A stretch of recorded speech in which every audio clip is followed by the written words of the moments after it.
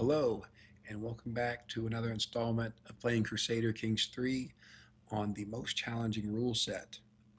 In the last game, we had a succession, now playing our third character, a very powerful Exalted Warlord. Succession went very smoothly, partly because of setup that we did under the prior character, and also some perks that this guy had in terms of the authority tree. Now we're going to complete our Ensure Peace Oath, which requires us not to get in any wars for the next 4 years. So we'll see the little bit of the discordant issue of having one of the world's most powerful military characters being peaceful. We will start off with a grand tour. We'll still do taxation, even though we are making a good amount of money now. I think after the taxation tour, we will host our own grand tournament, which I think we'll be doing for the first time in this series, really focusing on foot experience to try to maximize our foot traits in the Hastoluter tree, and get the additional 2 limit for each of our regiments, which will make our military significantly more powerful.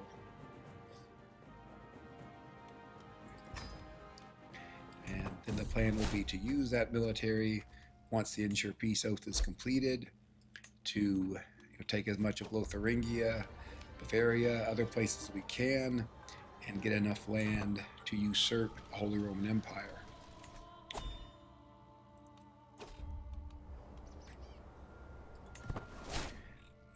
We're still a tributary of the Cumans, though we're not actually paying them anything. That's the way we'll want to keep it. This is the grandson of our current heir. Unfortunately, our caravan master died just as we started out. So we have pacified the Cumans, who are the main scourge conqueror next to us. If any other scourge conqueror arise, we'll need to deal with them.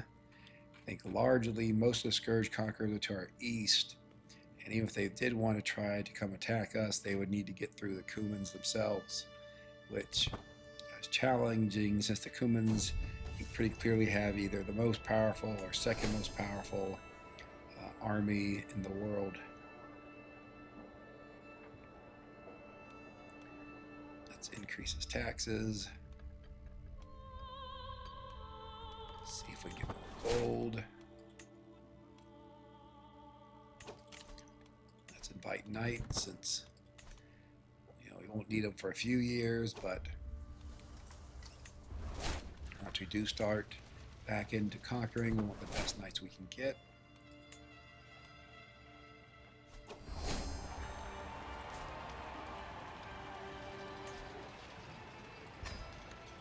This guy's quite good.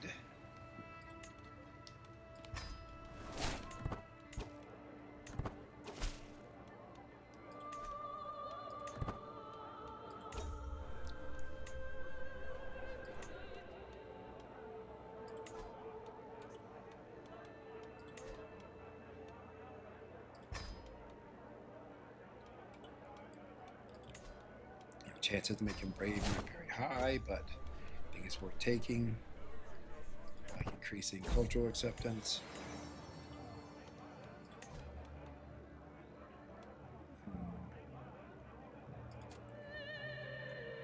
Not sure that either of those is really that great.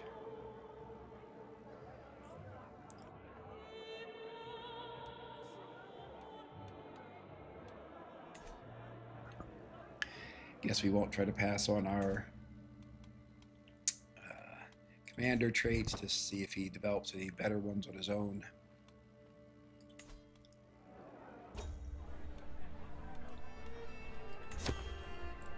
Like having dogs. That's a poor quality artifact.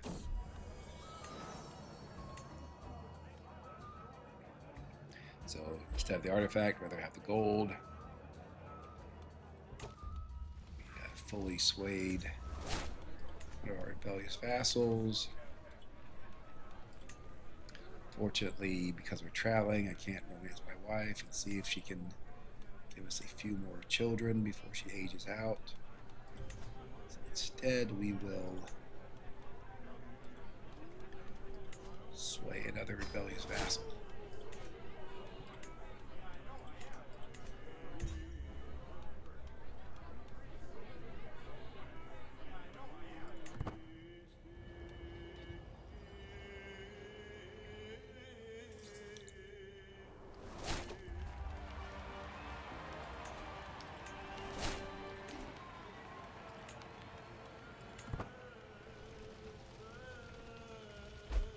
So largely we're just looking for gold here.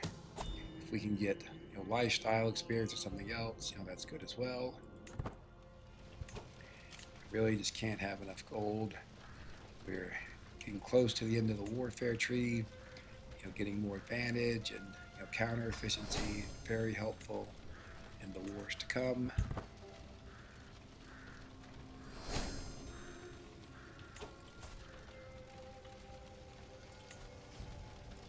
This guy's kind of old, but he does have a very strong prowess, so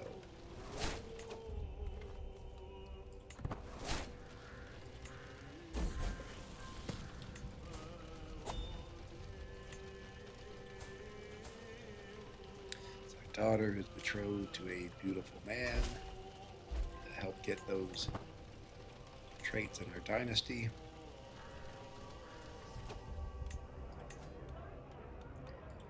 We will make the son martial education, even though it's not what he would prefer, being charming, simply because from this point on out, most our character is going to be martial, because you really need to have martial characters to effectively fight at least the toughest scourge conquerors. A couple episodes ago, we did manage to defend ourselves against a relatively new and weaker scourge conqueror who was trying to take our lands in Germany. We did that with a stewardship character. I was surprised how effective we were. But I don't think that's something we want to make a habit of.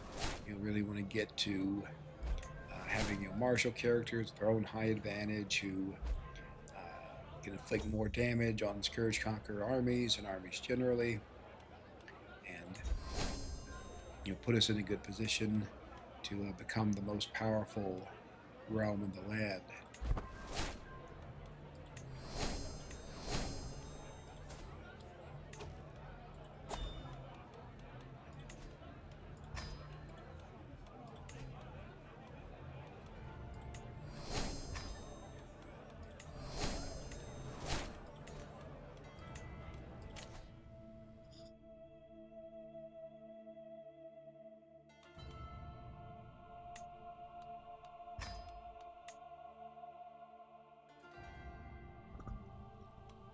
So one thing I hadn't noticed before that undoubtedly helped with our succession is that we have thoughtful, which is a lot of additional opinion gain from sending gifts.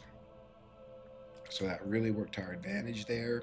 You see, he also has some perks in the traveling or wanderer tree.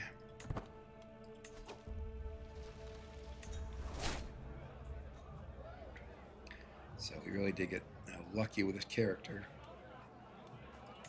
Let's get a hook on her. Want our good knights to stay with us.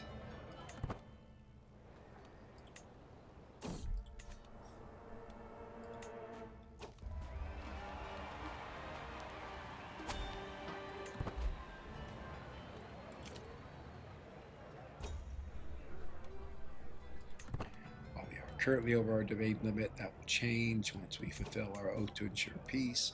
I'm going to check here if there's anything, the tips we need to concern ourselves with.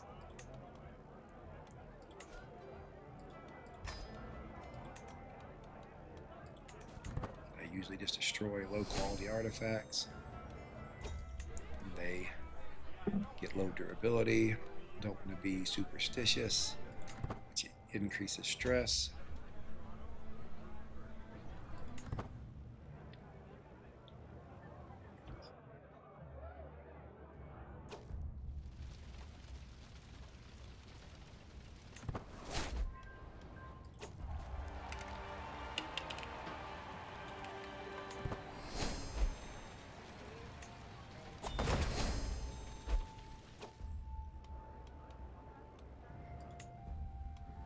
Increases taxes. Conduct a census for more gold. We won't be doing new legends because they're very expensive and spread very slowly in accord with playing on the most challenging game rules. Definitely want renown.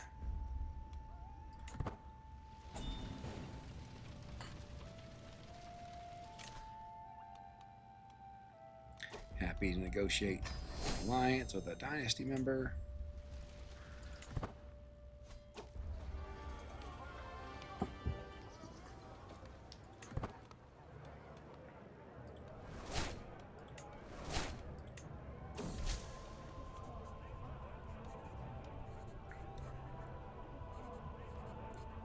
I guess I don't really care what this guy's opinion of us, but might as well go with the middle option.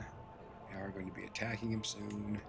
He's always going to hate us because he wants a lot of our land.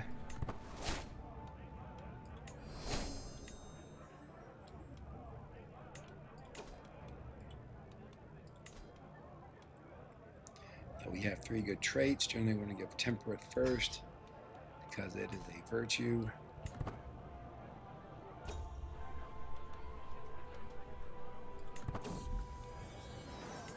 Generally not a big fan of taking those flasks and getting some random effect. Obviously we're taking a little bit of stress, but we should get rid of it over the course of the rest of this Grand Tour. Guess we can give this away. Don't really need it. Again, poor quality artifact. We will take the cultural acceptance increase there. Good to have cultural acceptance because it increases vassal opinion, reduces the chances of your vassals joining factions or rebelling against you. So unfortunate this is a daughter rather than a male heir because it has both the max traits from her parents.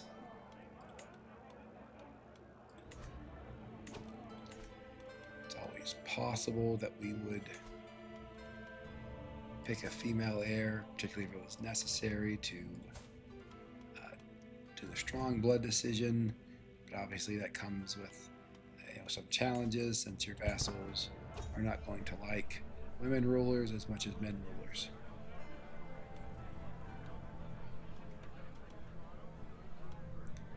Here I think let's get the piety. See, we're already at maximum Tor taxation success. Don't want any of our children to change culture. So this is our son who we couldn't make brave, but he does have 3 strong traits, including 2 virtues, and he's a brilliant strategist, so he's also turned out very well. Want to give him a spouse who is either Herculean or beautiful. You see the beautiful character there. The question is whether there are any Herculean ones. I'm not seeing it. Check more systematically, and no. So we will marry him to the beautiful woman.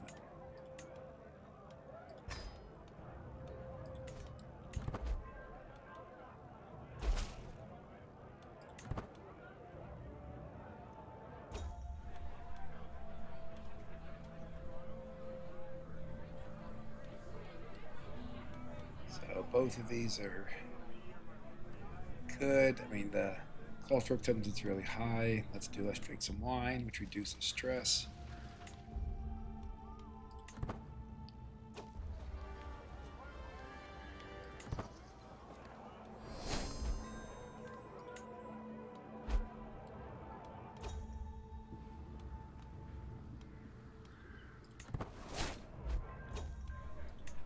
some extent what we'll do, we currently have three, oh yes, three sons. They're all geniuses.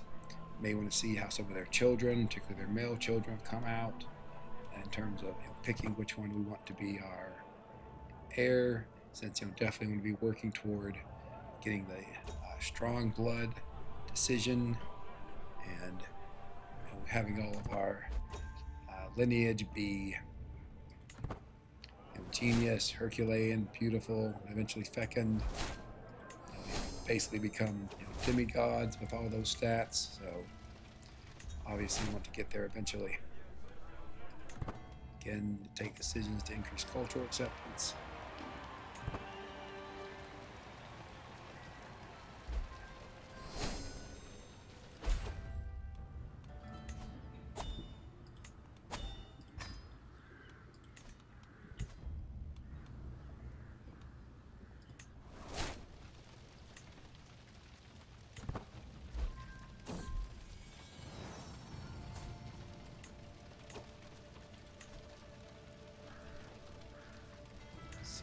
Anyone close in age that is Herculean or beautiful.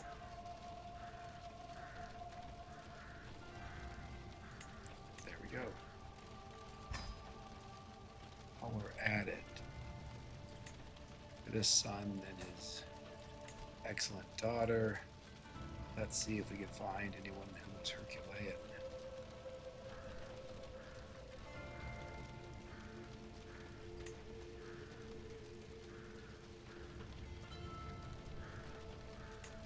Go. Okay, so the potential that they would have children that would be able to take the strong blood decision, which greatly increases the chances of passing on positive genetic traits to your children. Again, generally, once you take that decision, it results in all your characters being close to genius, beautiful, Herculean, eventually fecund. So I have to sort of keep an eye on what happens with her. It's possible we could try playing her on the idea that her children would be able to take the strong blood decision.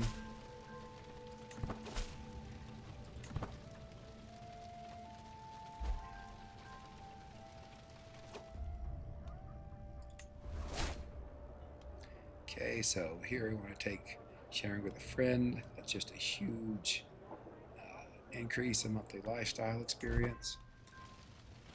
That's worth more to us than the gold.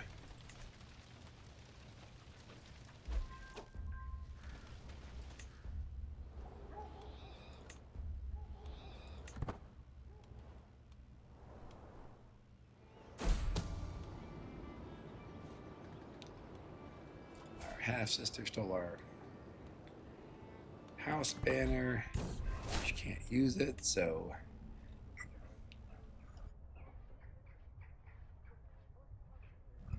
not sure why she would steal it, but to replace it with something else. I mean, eventually we would replace our house banner, but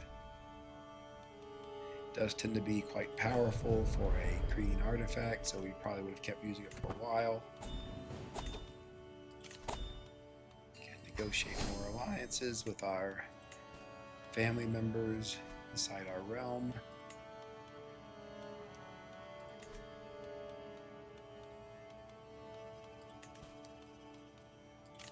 And now for our grand tournament.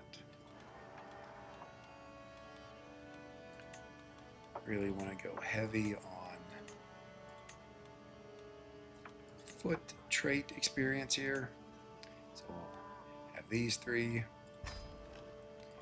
We will go max accommodations and prizes, try to get some good artifacts. Also try to prevent ourselves from getting killed. And there we go. Have a little over a year to complete our oath. Probably after this, we'll go on a pilgrimage. So we get the pilgrim trait, get some more piety that will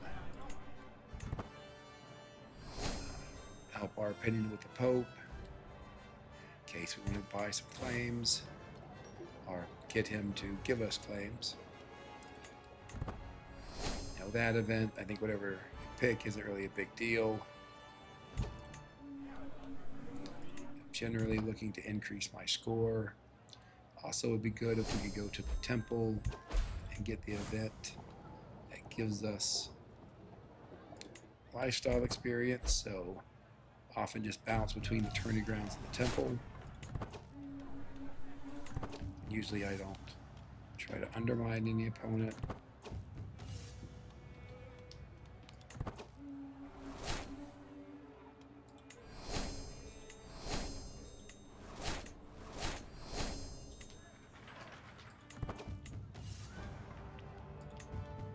See, our son is competing. One thing I did just think of is I think our wife is still on patronage. I want to put her to assist ruler. Had her on patronage earlier to increase our learning when we went to university. Seemed to be fighting him. I thought he was a monk, but I guess not. So here, I think it's just better to take the, if you take this decision, you're much more likely to have your score decrease moderately, rather just have the certainty of having decreasing slightly. We're certainly not going to concede. So middle option here is what I always take in that event.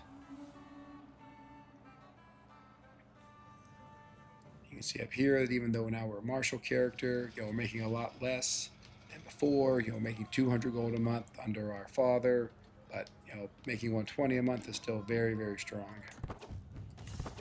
See, our son lost, but seemed to be fine. Here, take the stress loss and the increase in score. And we did win our wrestling event. This gives us a huge boost to our health, which is, fine. Probably want to play this character a little bit for a little while before we go on to our sons.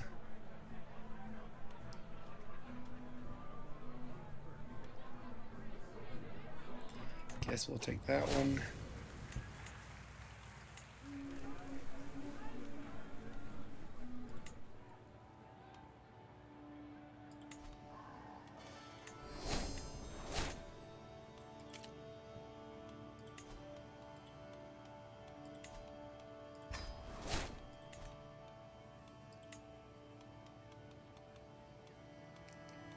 I feel like there was something I wanted to do. Unfortunately, I forgot. I wonder what happened to her husband, but anyway, we'll find a new one for her. Again, really looking for Herculean or beautiful. Since, she already has genius, if we give her Herculean or beautiful, that's, one of the other traits we need to get to have a strong blood decision, or have an heir or descendant that will be able to take that decision. I also feel like I came out here to make some decision, but or to check something, but unfortunately I do not remember what that is. Probably want to sway someone. Let's sway our archbishop since he doesn't like us at the moment.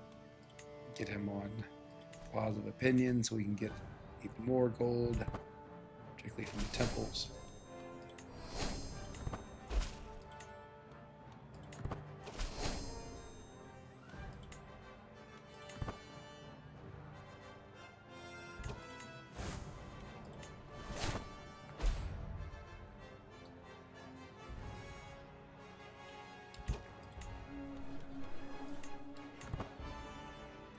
Again, for that prior event, just looking for the score increase.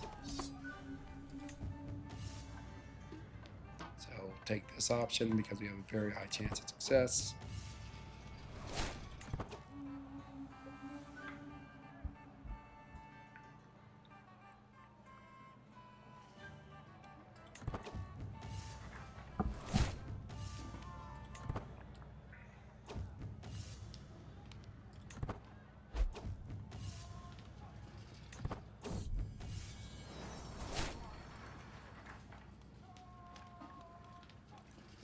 a very strong character, not a genius, unfortunately, but he is beautiful. We'll check on him in a while and see about getting him married to someone who's Herculean. So now in the finals of this duel, I'm fighting my son. Obviously amusing. He's plus 100 opinion of us. I guess let's do this. And we did successfully defeat our son in the final round of the duel. But if we do end up playing him, good to see that he's getting hostile looter experience already.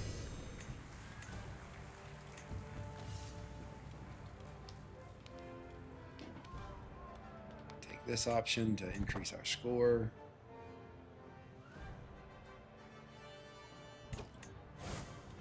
There we go. This is the event we wanted. The astronomer, which gives us more monthly lifestyle experience. All very good. Get us through the perks faster. Just make our character more powerful. This one, I usually try to pick this event. I don't know that there's a huge difference in your choice there, but we get some extra diplomacy for a while. So these haven't worked out for us.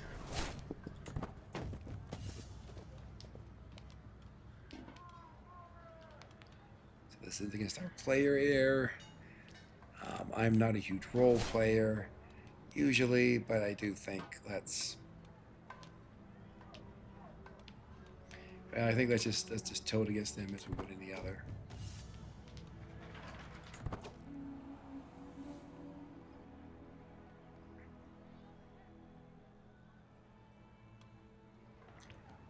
We did defeat our son, and he is still alive, which obviously an issue sometimes with Joust, as people do die. Also an issue when someone concedes. The game sometimes seems to bug out. Hopefully it won't here. I am definitely going to continue despite being wounded. But fortunately lost in the final round of the joust. I rarely disqualify people, just take my loss and go home. So obviously, good improving our dynasty banner, particularly get vassal limit, which we might end up needing, given that we're going to be a king at least for a while longer. So we got some very good prize armor and a good pedestal item. So we'll likely equip and/or display both of those. Don't think we had any armor before. Yes, so the armor is excellent to pick up. Give us a big increase in prowess.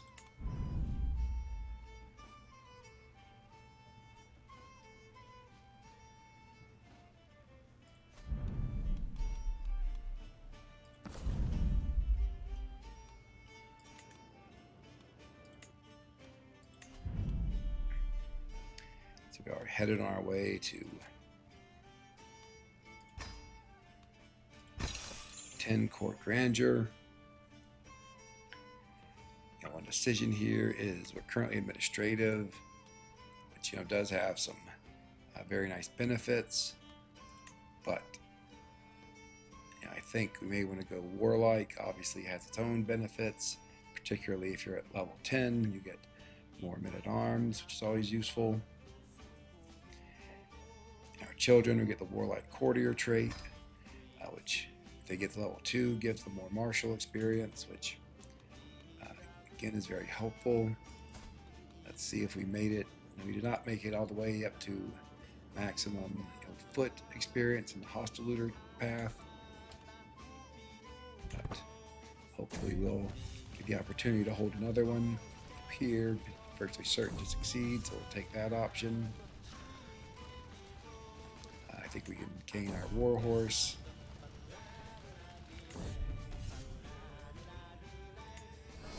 I don't think the name matters much, except for one mythological name that your horse will try to kill you. So I think it's Incatatus. So unless you're role playing or trying to kill off a character, you don't want to pick that name. Think beyond that, any other name is fine.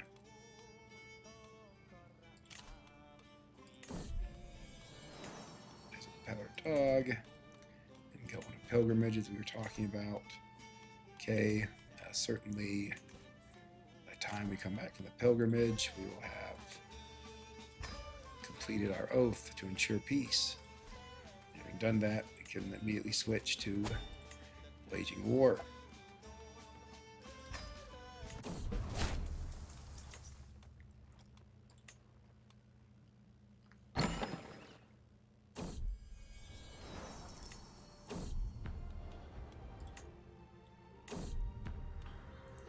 Generally taking options that give us more piety and increase the piousness of the pilgrimage. Here, I generally just go ahead and pay for artifacts, even if I don't necessarily need them.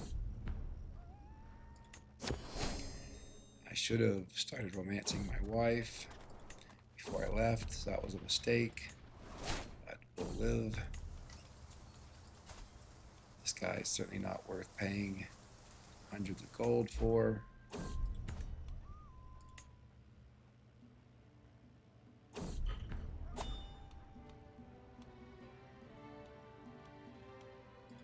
Don't really care about that person's opinion of me. Here we should get the wise man trait, and we here we ensure peace. So again, every realm county. So the entire realm, development growth by 250, so 2.5 out of 100. That on its own is very powerful, but the reason I almost always take this oath is domain limit +1. And popular opinion +10, also helpful for avoiding peasant revolts. So now again, we're in our domain limit, even with the -3 domain limit game rule.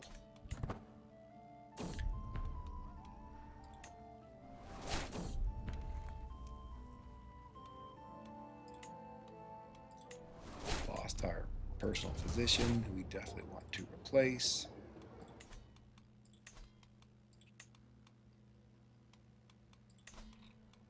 We'll hire someone.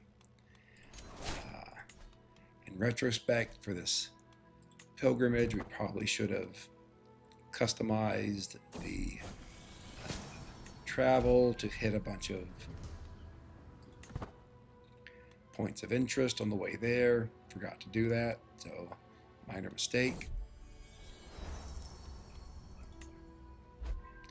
Pass on this gold to increase the value of the artifact. Here, I'm not going to use this horseshoe.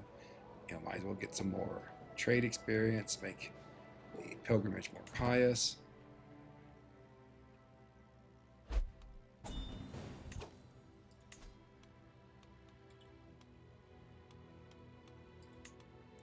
Just checking on our family members here.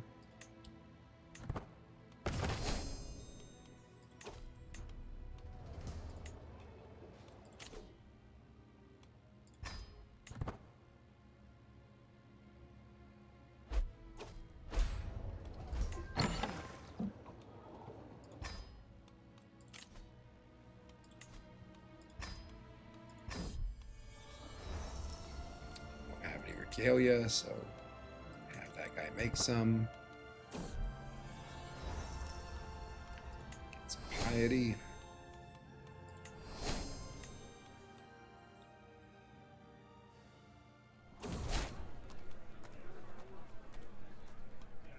Already at 0 stress, so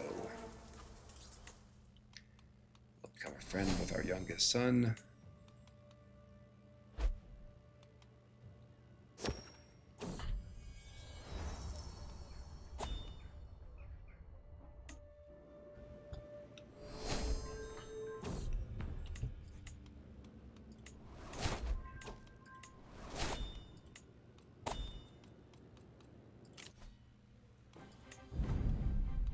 Court event saying the artifact will be of higher value, which is good. Don't think it's worth going to that Grand tournament for a single event.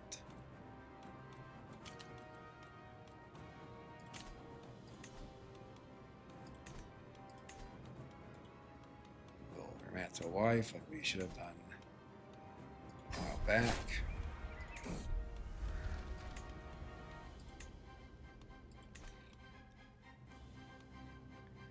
And I think we will start our conquest with the remnants of the Holy Roman Empire. See if we can get any claims from the Pope. I'm guessing probably not.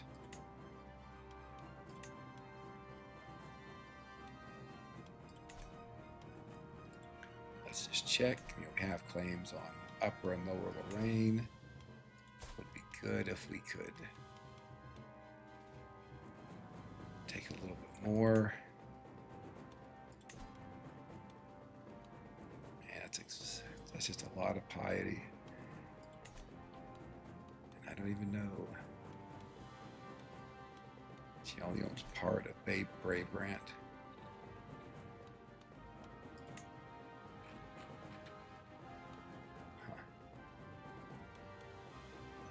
Guess we could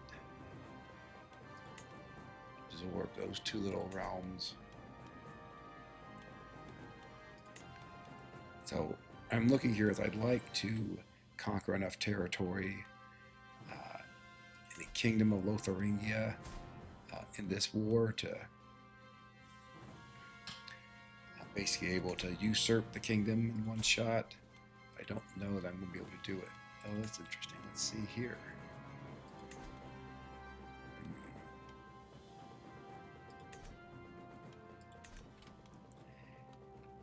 The alternative is we just attack them and take those two large duchies and then move on from there. I think perhaps we just do that.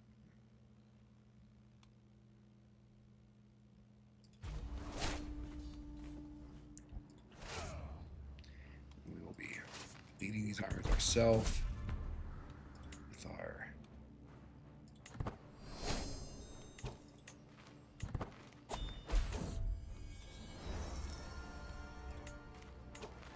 massive martial and advantage.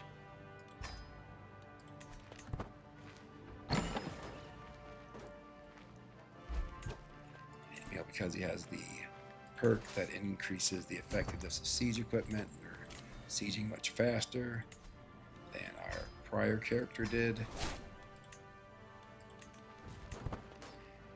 Ultimately, when we get to attacking scourge conquerors, we're still only going to have one stack of siege equipment, and really the plan is to rely on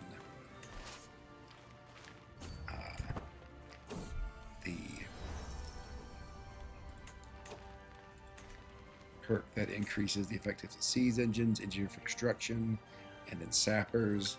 That's really going to do most of our work. And of course, the other thing I should mention is a big part of the siege is him being exalted warlord. See the army siege weapon effectiveness plus 50%. So the plan is, we'll stack a lot of things that will make him siege much faster, and his various heirs will take over for him, who will hopefully all be exalted warlords. See, is that hammer better than our current one?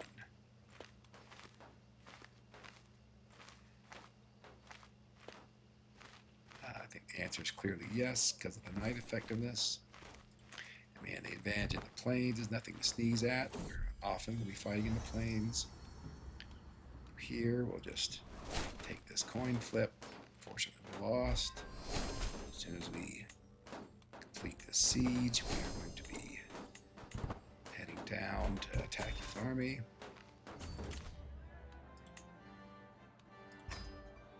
So usually I think the benefits in the strategist tree are better than going the knight tree, particularly since we're playing on very hard difficulty and knights are nerfed. I think their effectiveness is at half compared to a normal game.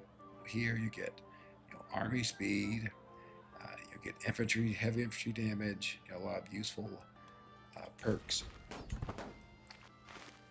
Fortunately, they did unsiege part of what we had gotten. We should definitely catch them though and inflict serious damage on the army. Hopefully, complete stack wipe, which it was. And we'll go back in to re-siege that county. So he's probably hiring some mercenaries. He does have a little bit of gold, but hiring mercenaries to try to fight me. This looks like very good regalia. Equip it immediately. Diplomacy is always useful in terms of improving vassal opinion, so always happy to have it. See if we can catch these. His ally. I think it's his ally. No, I guess it's. Okay, well, whatever. It seems like I'm fighting both the ultimate overlord and one of his vassals, which is a bit unusual. That's fine. It's not going to matter to me. I'll be able to defeat anything they want to throw at me. I think I get attrition. Yeah, so we'll just go up here to siege if we don't catch him, which we did not.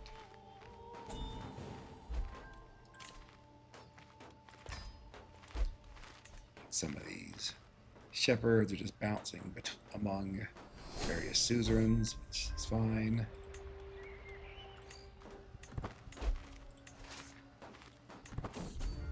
Go down here and crush his army again.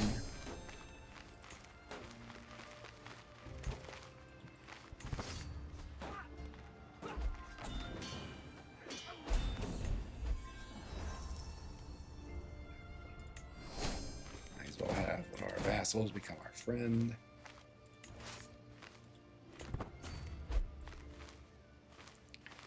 I don't know how he'll be able to generate his army. That does seem like the king of Bohemia still has some forces.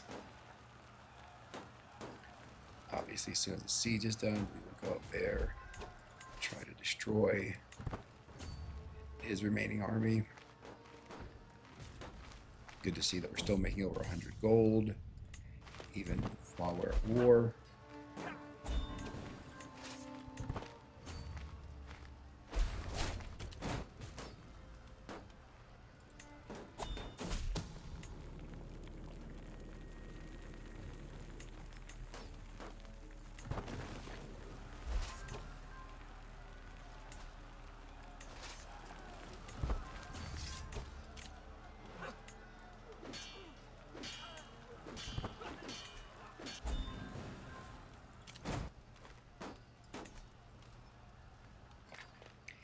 I think you can see that this character is just so much better at warfare, fast sieges, and stack wiping the enemy.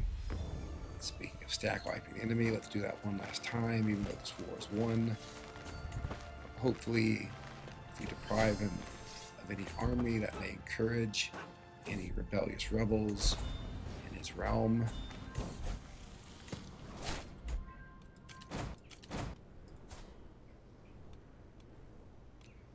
Make him just, also make him diligent, and hopefully we will eventually be able to make him brave. This is our youngest son. Now this war is over.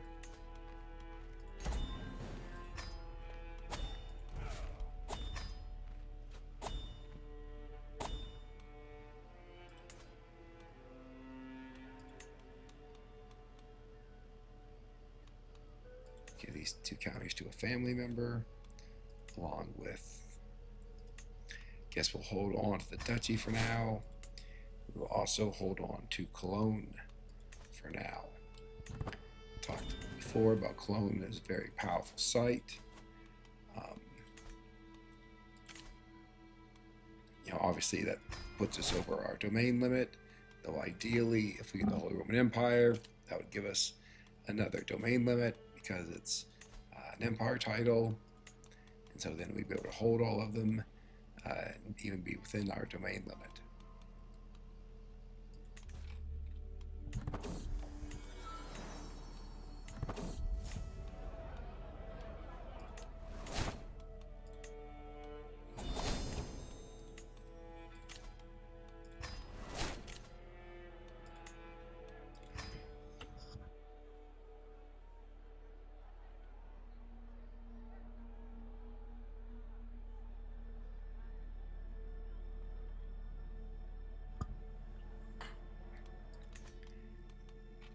And now we will move on to our next target.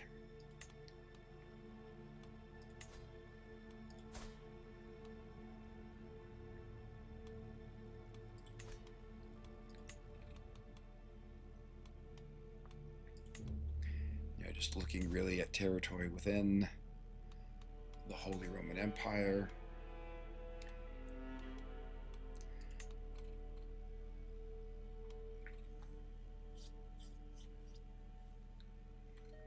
Looks like these territories of Bavaria. We talked before about why we're able to attack them, which is because they're part of the Cumans, but the Cumans are so large. They're over 160 counties, and so we can attack their vassals without having to take on the scourge conqueror that rules the Cuman Empire.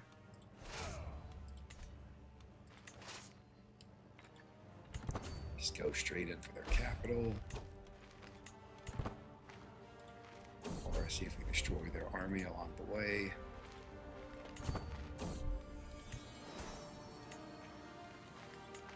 Let's have another genius son who will educate ourselves.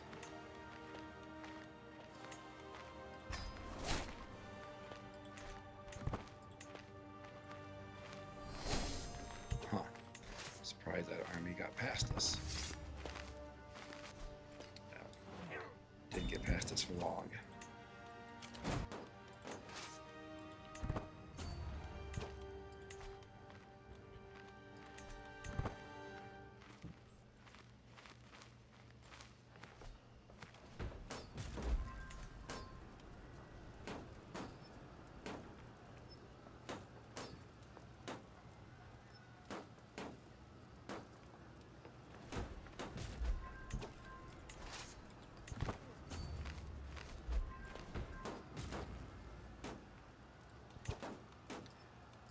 Back to swaying rebellious rebels.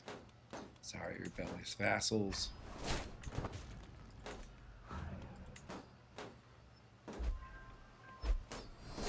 Don't want any factions to trigger while we're at war with foreign rulers.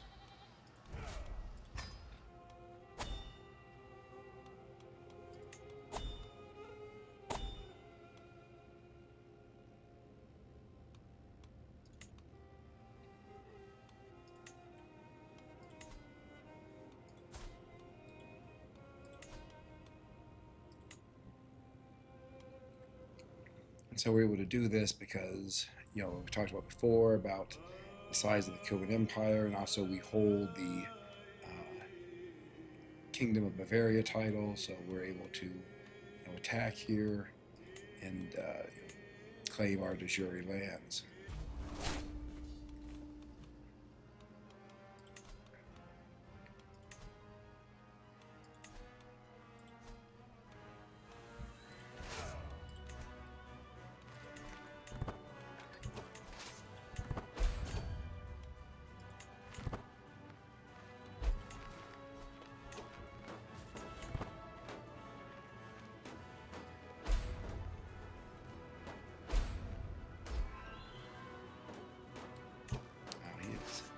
Sieging quite fast.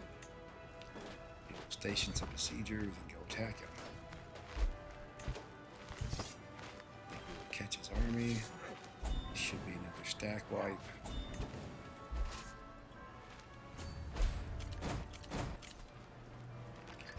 Go back to our siege force and link up with them.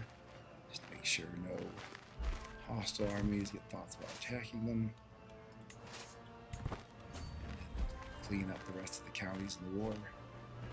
Coal area. So this character might not be quite as lucky as aging his father. He is already 61, so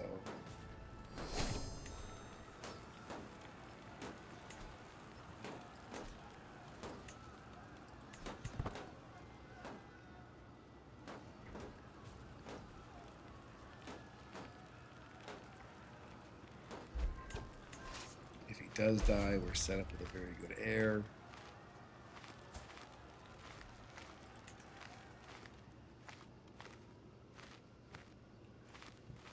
Yep, so not a concern. Our heir will just continue the work of conquering territory within the bounds of the Holy Roman Empire, with the eventual plan of usurping that title.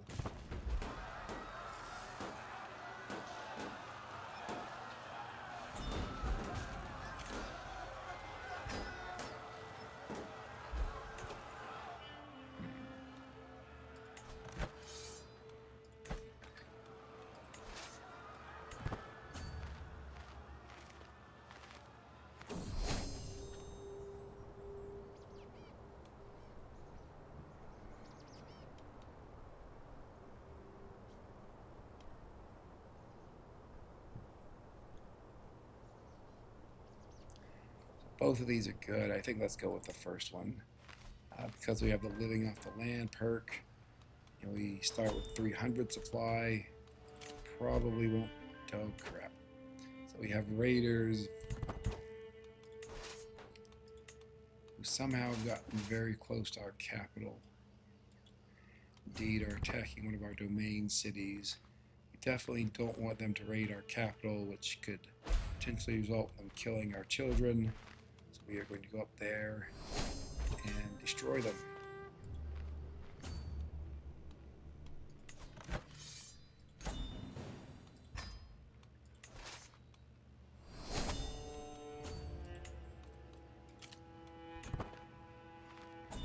So claim more and more territory.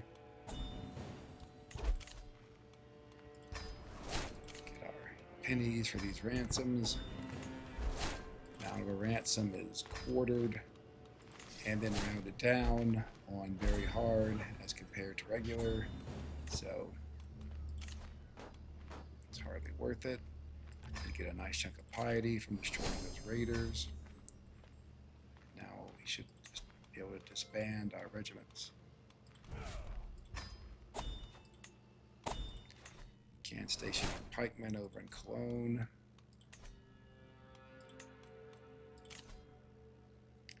Don't really want to travel for a single grand tournament event.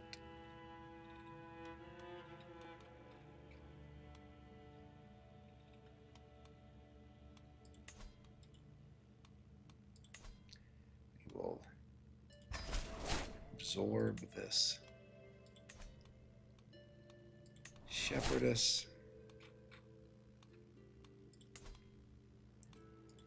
Utilize holding, give it to some family or dynasty member.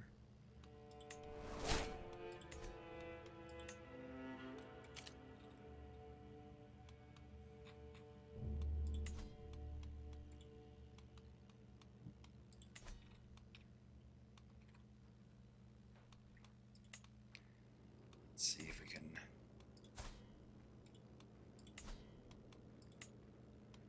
continue attacking into this Bavarian territory.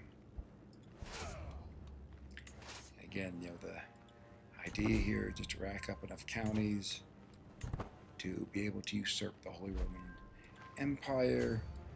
It does seem, for whatever reason, that we've been having.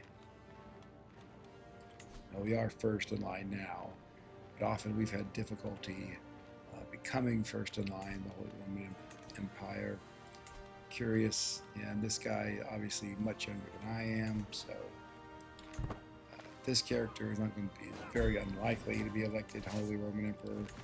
Obviously the current emperor could always die in a plague, die on a hunt, die from some random event, so you never know, but generally speaking, it won't happen to this character.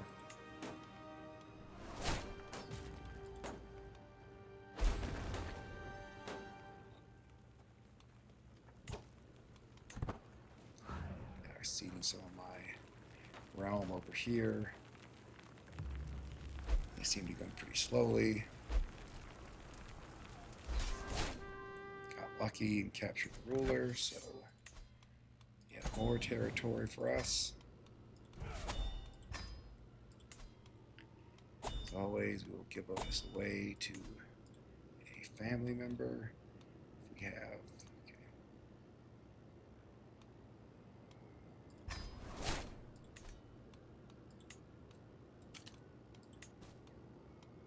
So we currently have 4 duchies, but obviously 2 over, but we're not having any real problems with vassals, so we'll just hold on to those duchies for now. We're creeping closer.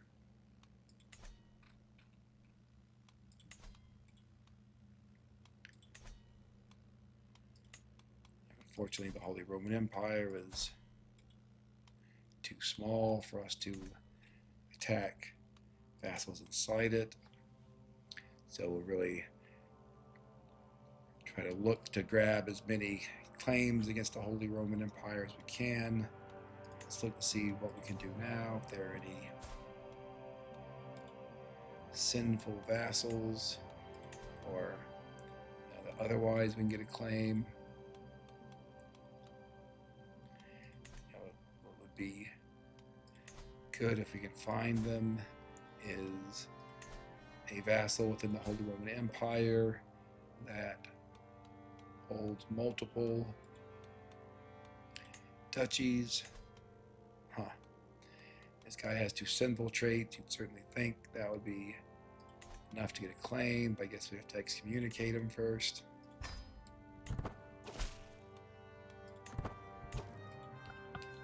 Now we definitely should be able to get a claim on his territory. Very, very expensive claim.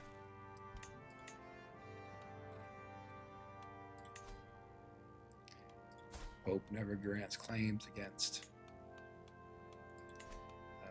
bishops that hold land.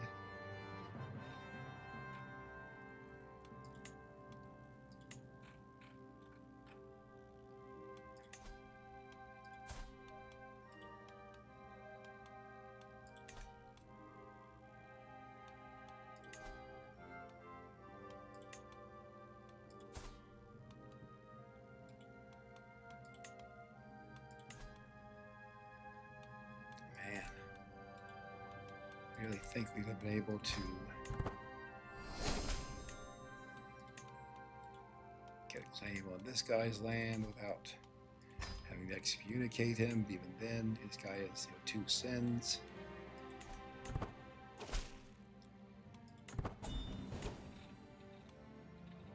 See exactly what the Holy Roman Empire has. They don't have Flanders, so it's about Holland here.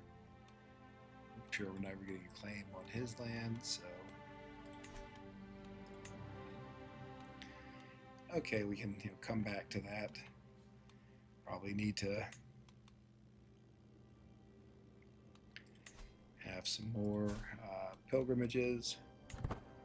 I think this is one of our indirect vassals waging war on him. As soon as that's done, we will fight him ourselves. So somewhat surprising that we became infirm so quickly.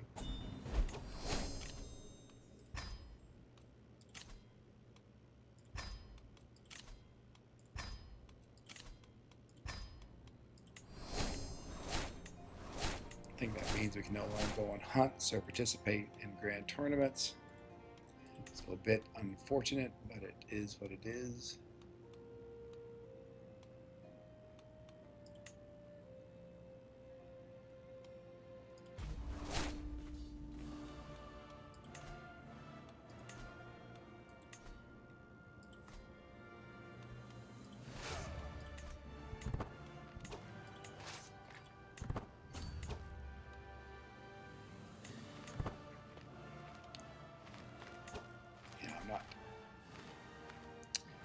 We have 2 adult children who are quite similar. This one has 4 personality traits, including brave, which is quite helpful. This one just has 3, but very similar, really.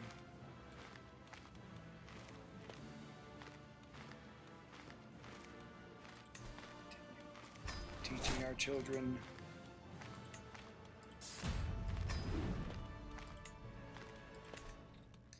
For now, we leave our heir as our oldest here, who'd be Fraslav III.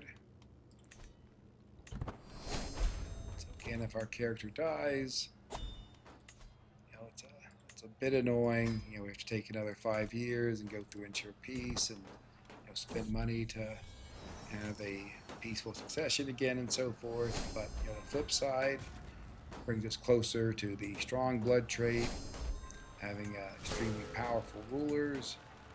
This current ruler is intelligent, which is good, but having a ruler that's a genius is even better. And obviously all of our sons who would inherit could potentially inherit our realm are geniuses, so that works out.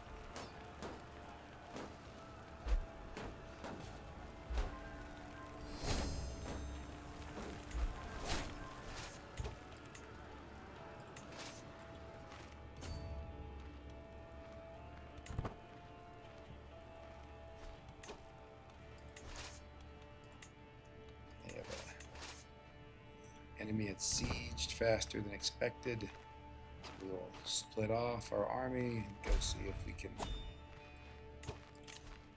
chase him off, or even better, stack like his army.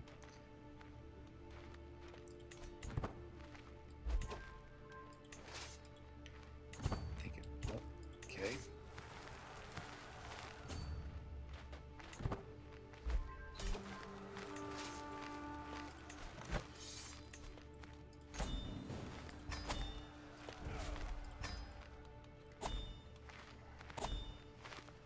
Yet another war. Point more family members.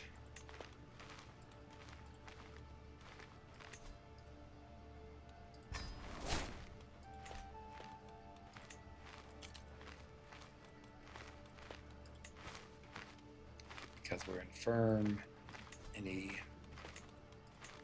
tournaments we go to, we just be observing.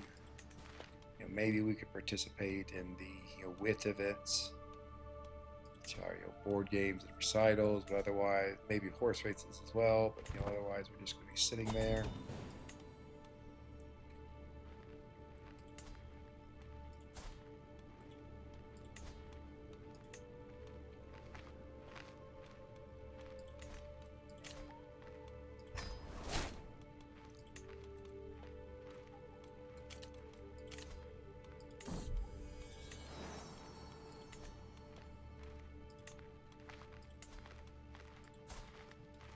In the meantime, we'll be fighting these sort of small piecemeal wars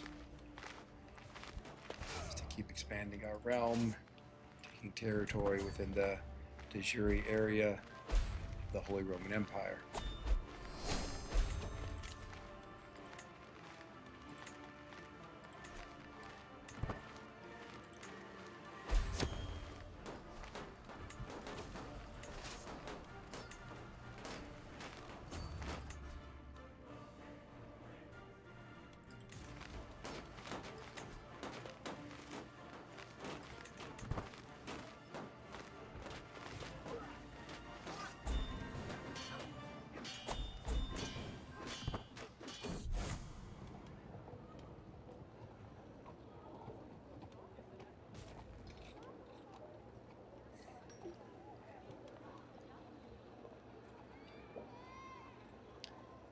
Could try to install someone over there. I think we'll still just finance it so we can focus on our goal here of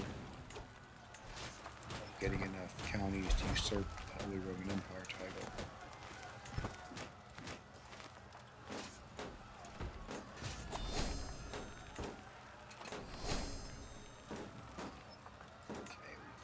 Expensive, we can concentrate our bloodline and get a good chunk of renown, get some benefits for us.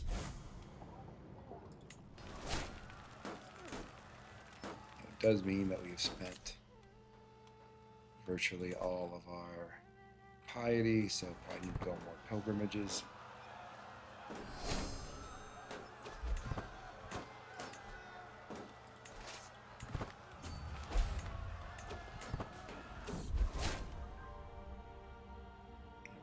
Brave. Nice positive nickname.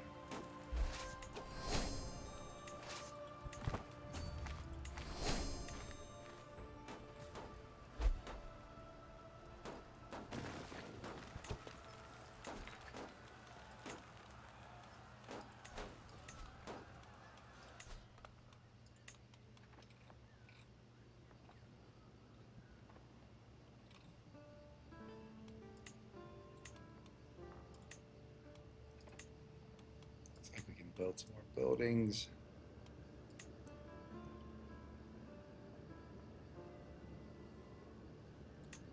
I think let's make this the place where we will station our horsemen.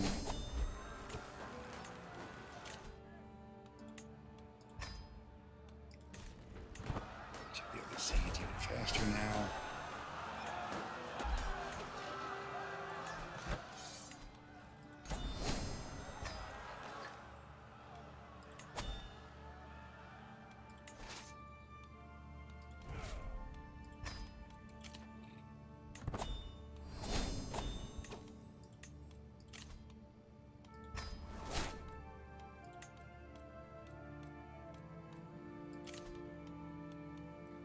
There's not really a point to training for tournaments anymore.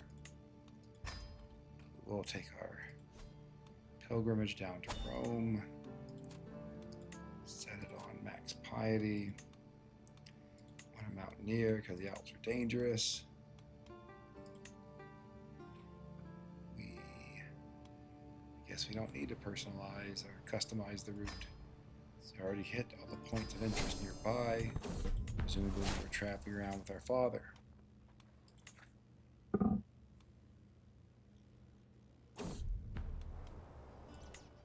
Again, just taking decisions to increase our piety and the piousness of the pilgrimage.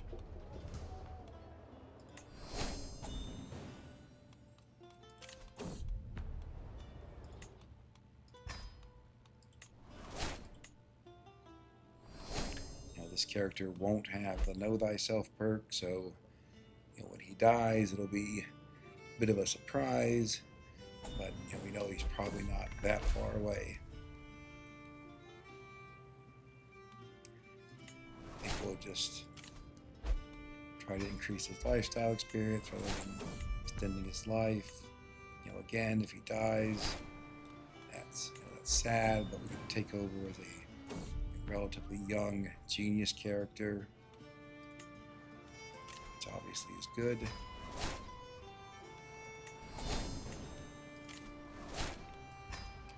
Certainly our heir won't be 50 years old like King Jost was when he took over.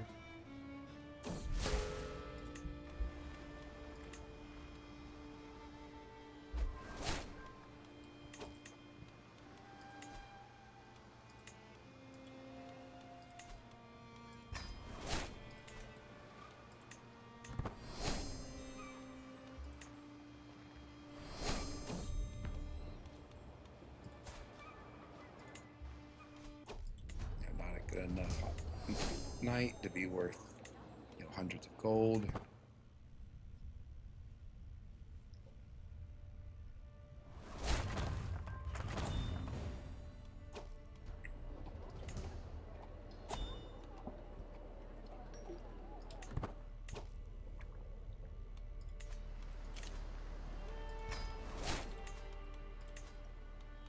Building military buildings here to improve the strength of our army.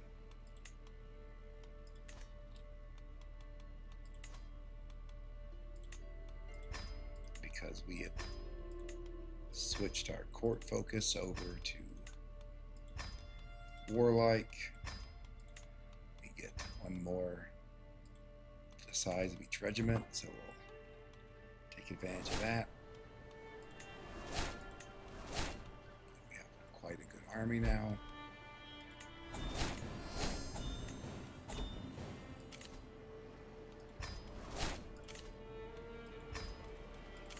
Might not be able to take on the Cumans or Praekia, but probably would be okay against anyone else, especially if they were attacking us and we had home territory advantage.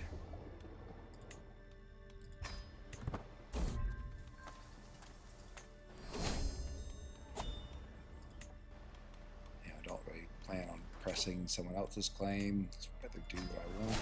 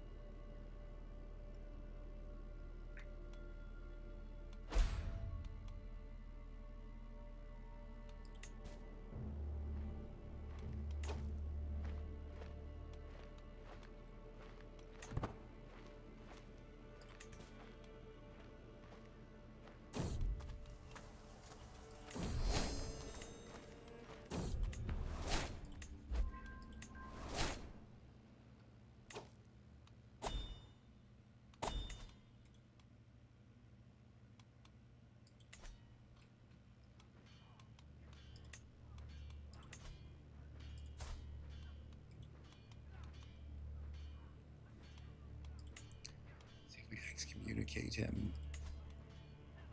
We won't have enough left to actually buy the claim. Let's go on.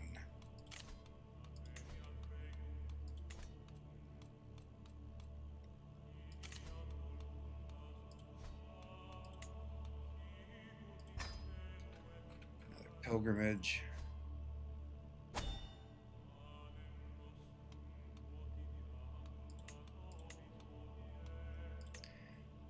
The sea is very dangerous. You get that event that kills everyone on board, so we want to avoid that. And getting experienced captains either eliminates or greatly reduces the chances of that event. Hit some points of interest here along the way.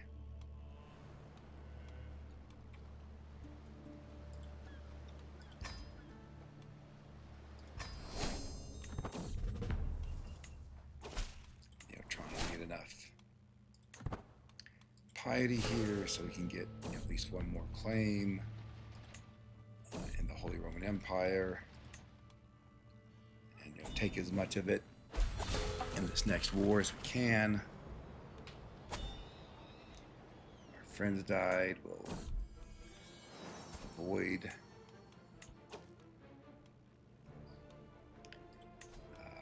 taking on a negative trait. Instead, just take on extra stress.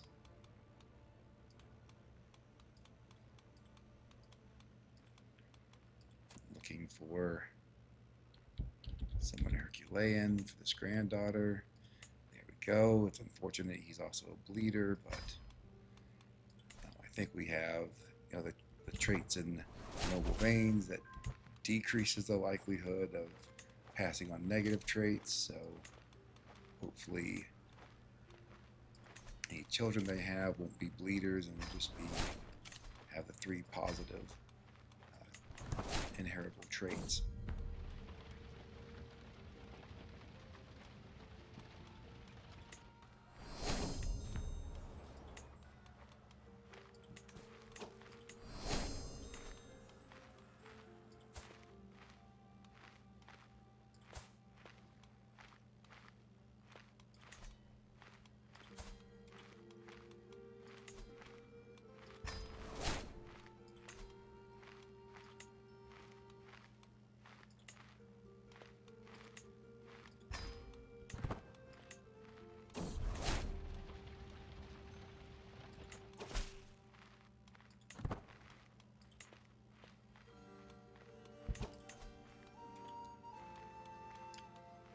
part of me that wonders if we should be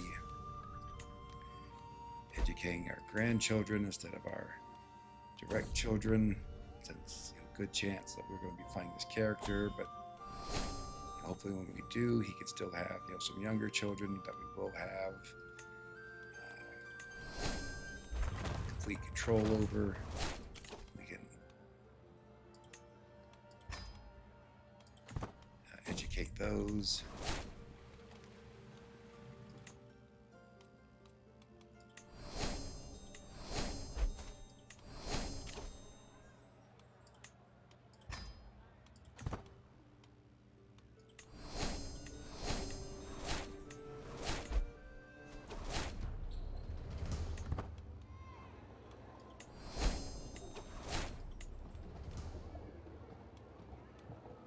We'll get the piety. That's a extremely powerful knight.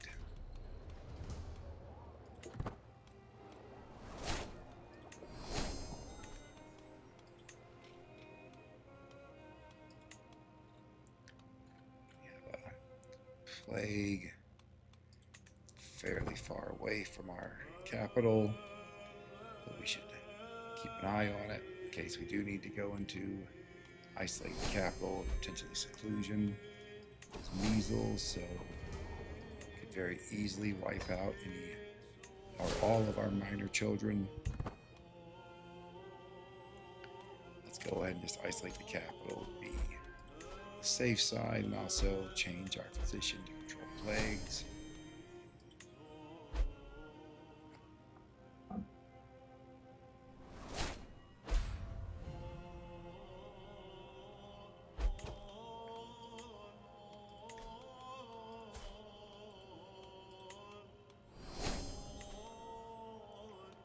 Let's excommunicate this guy, then get a claim on his lands.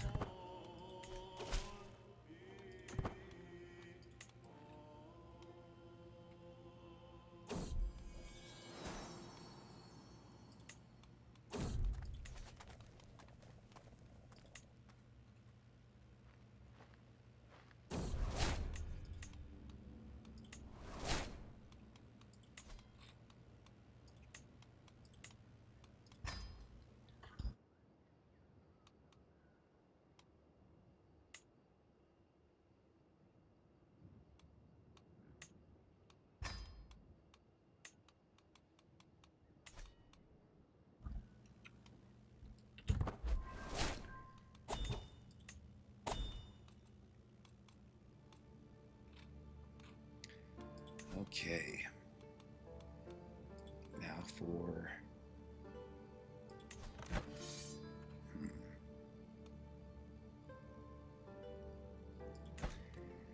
so these remnants of the Holy Roman Empire being attacked by our suzerain and Cumans who are taking Germany here. Probably better off just waiting till that resolves. Let's go on a grand tour.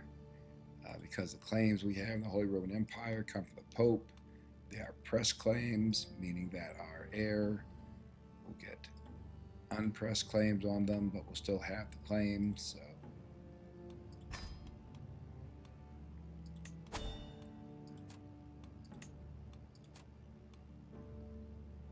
So we don't need experienced captains anymore. Okay.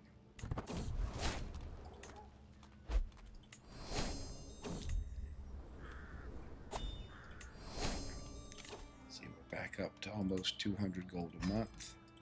It's very strong, especially since we're not a stewardship character.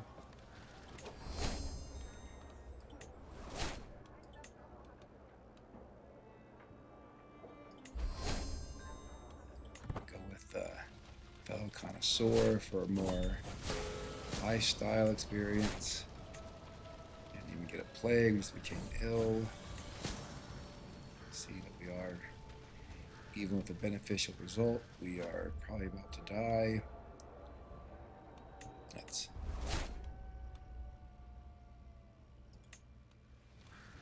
pause the game here. Think about if there is anything we want to do.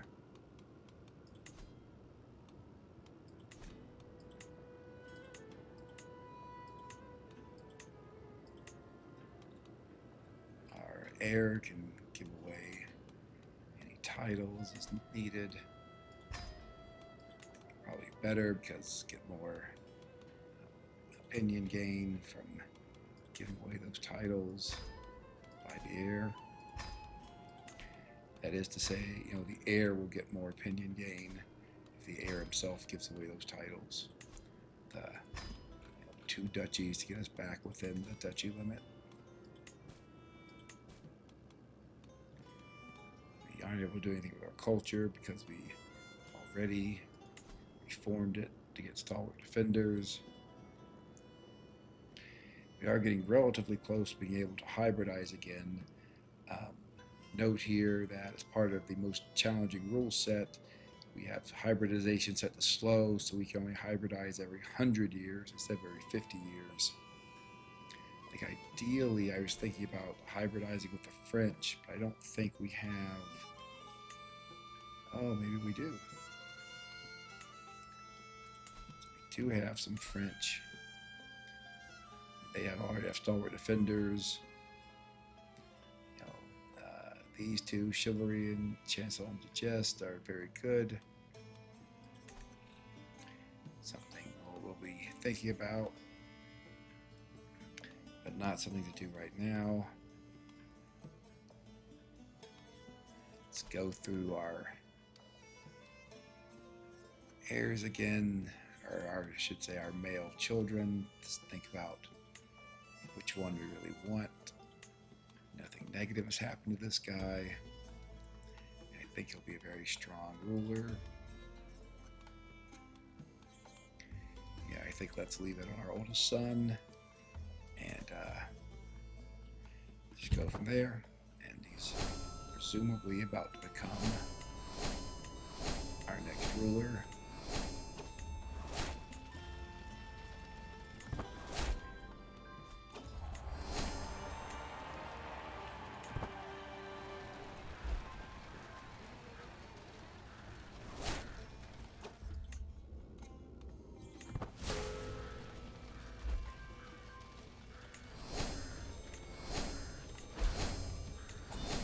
Crusade was successful. Didn't even take that much time.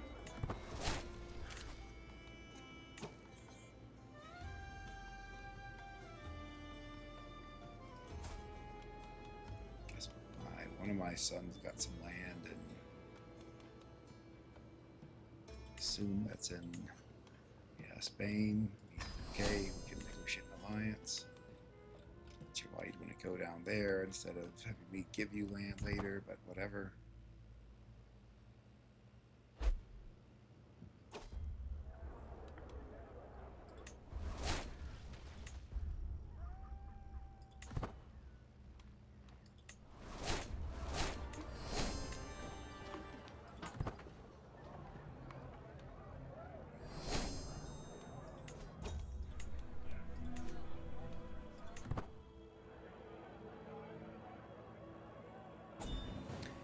See how much gold we can get on this tour. It's possible that I won't die immediately, but frankly I'm not sure. The game could have already decided, okay, you're going to die.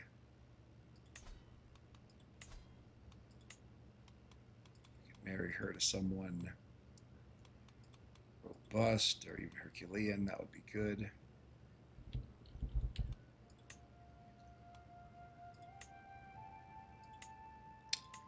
Fortunate.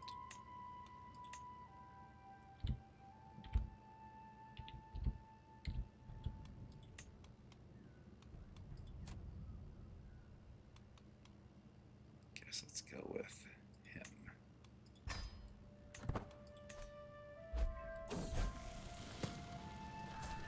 Okay, our third son, also a brilliant strategist, so looks like we're having good results. terms of our education outcomes. So here we want someone who is either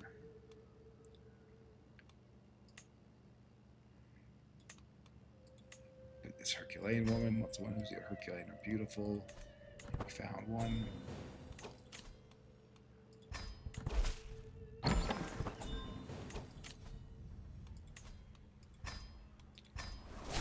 Maybe we don't really plan on doing many hostile schemes. Probably don't ever need a dagger, but we'll go ahead and make one just in case. Other thing you can do with the dagger is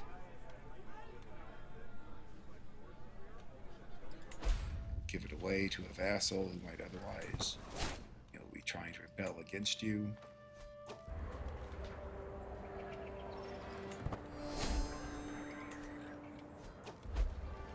It's like the measles plague is largely gone away, so I think we can end the capital isolation.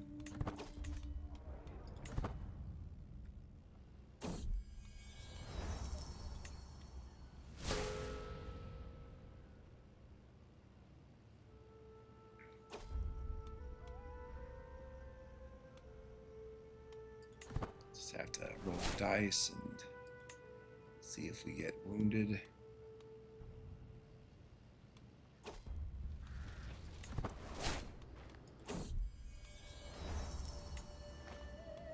For that event, it often seems like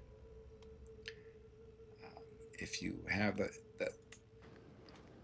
actual chances of getting a positive result are less than that event shows.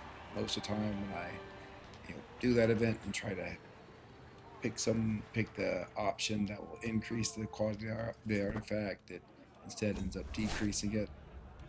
So usually I just go with the option that does not involve the chance of either a worse or better outcome for the artifact.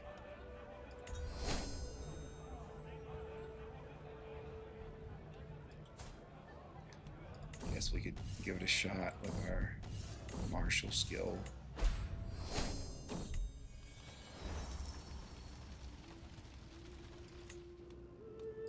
Same point with that one.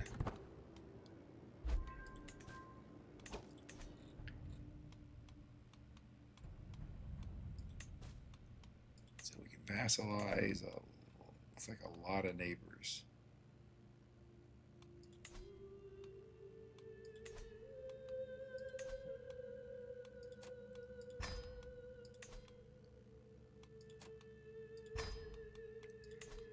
We'll at least vassalize the ones that will accept.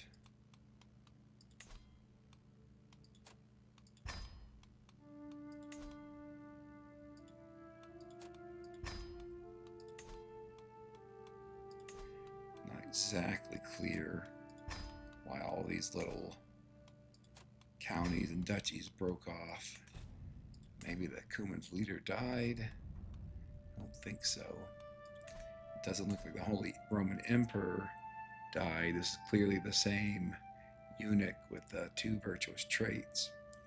Maybe he had a rebellion, but either way, happy to be the beneficiary and continue collecting counties within the de jure borders of the Holy Roman Empire.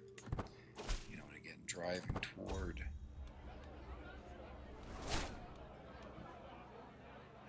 let's try this one. Driving toward usurping the Holy Roman Empire title.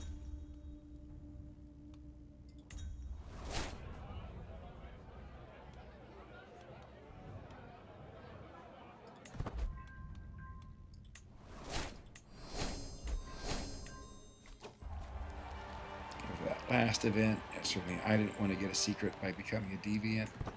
Didn't want really him to make him my rival, so just take the option, just keep the secret.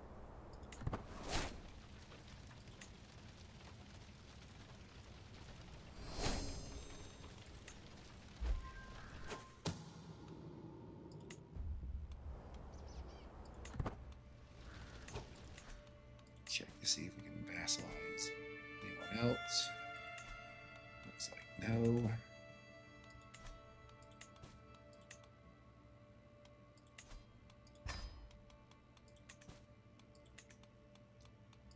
Let's check how close we are. 22 more counties. I would think either Art, this character, or at least our next character, should be able to mop up many of these little nomadic counties in North Germany. Should continue to give us more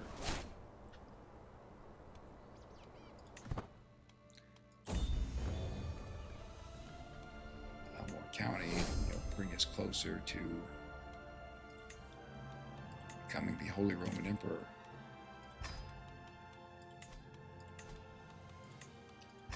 We can increase the castle level on at least the castles of the appropriate culture.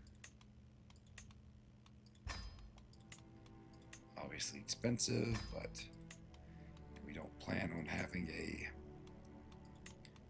stewardship character in the near future, so we'll just spend the gold to do it ourselves.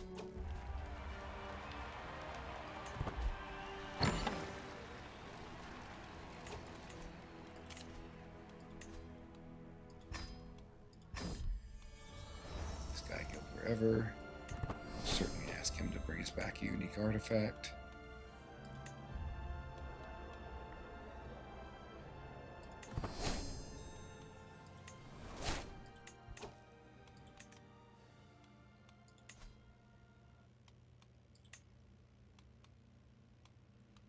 See what we want our next innovation to be. It could be scourge contracts for the gold, which is very good. Could be divine right to take more claims in the Civil War. Could be knighthood. A lot, it looks like we're going to get advanced bow making through cultural spread, which is great. Get windmills really for the extra building slot, because we have the industrious cultural tradition. We already are able to build windmills and mortar mills.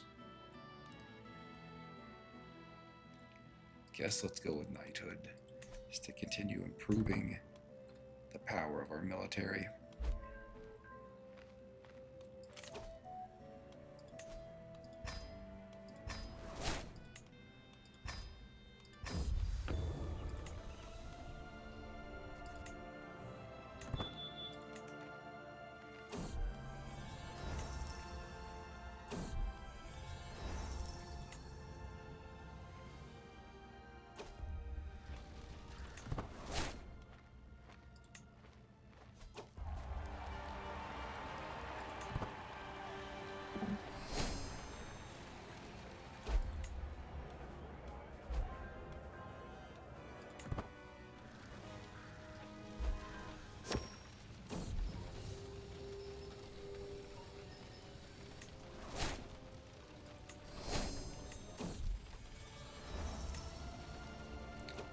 Just going for the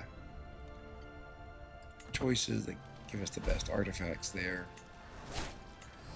especially when there's a probability event. We have a very high chance of a good outcome.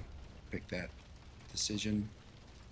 I think we will call the episode when this grand tour ends. Surprised our ruler actually survived the grand tour, especially early on. Really seemed like he was going to die, but as soon as he gets back home, our next episode we'll think about attacking the Holy Roman Empire, and again just taking more territory to get toward becoming the HRE Emperor ourselves.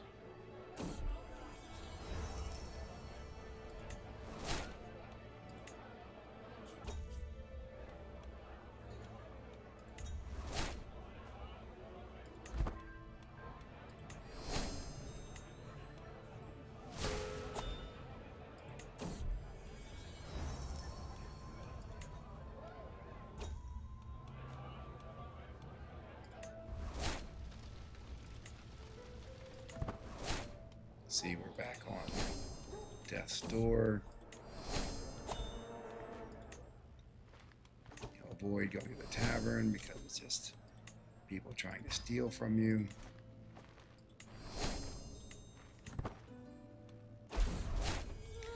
Okay, we just died. Obviously, we will be continuing as our primary heir.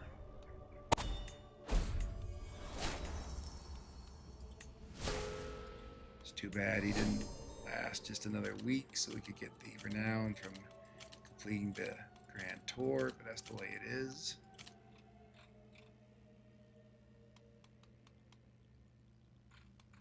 Obviously well over our domain limit, but we will fix that. But we will have to do all that next episode. Again, thanks very much for watching. Please like and subscribe, and hope to see you again for the next installment. Bye.